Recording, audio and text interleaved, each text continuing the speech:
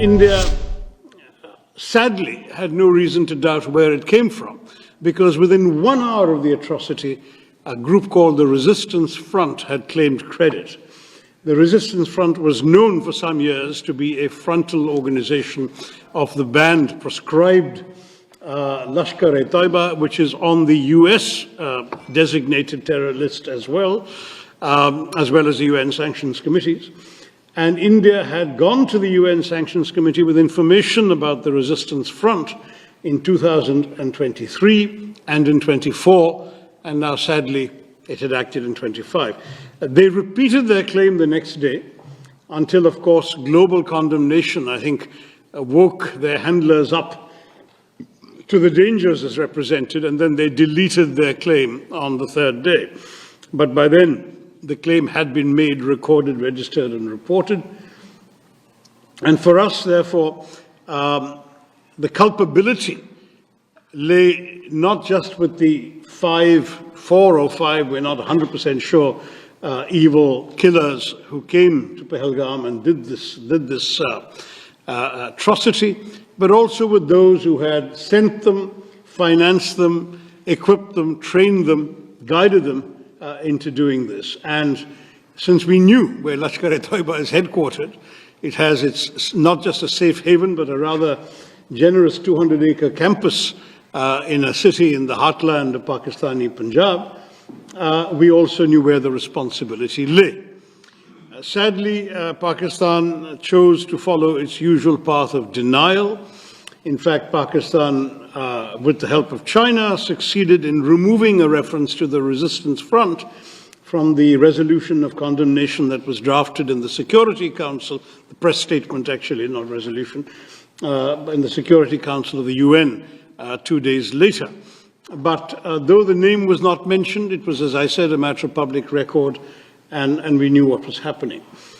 India replied immediately that we would not let this go unanswered.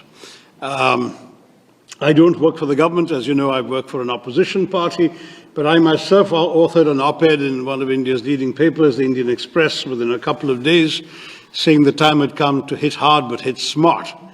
And I'm pleased to say that's exactly what India did. On the night of the 6th, 7th of May, it was 6th here, it was 7th for us, at 1:05 in the morning, a time chosen deliberately to avoid any risk of too many civilians wandering about or any collateral damage, very precise and calibrated strikes took place on 9 specific known terrorist bases, headquarters, and launch pads.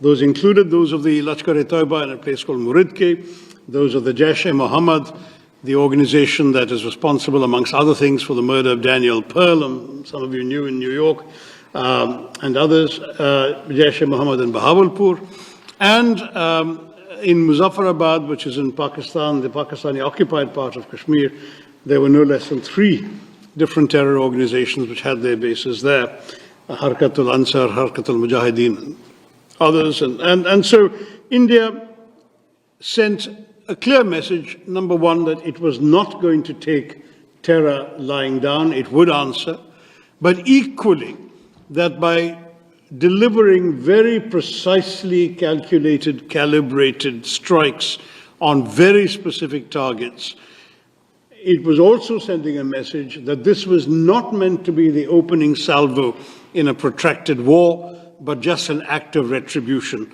that we were prepared to stop with that act.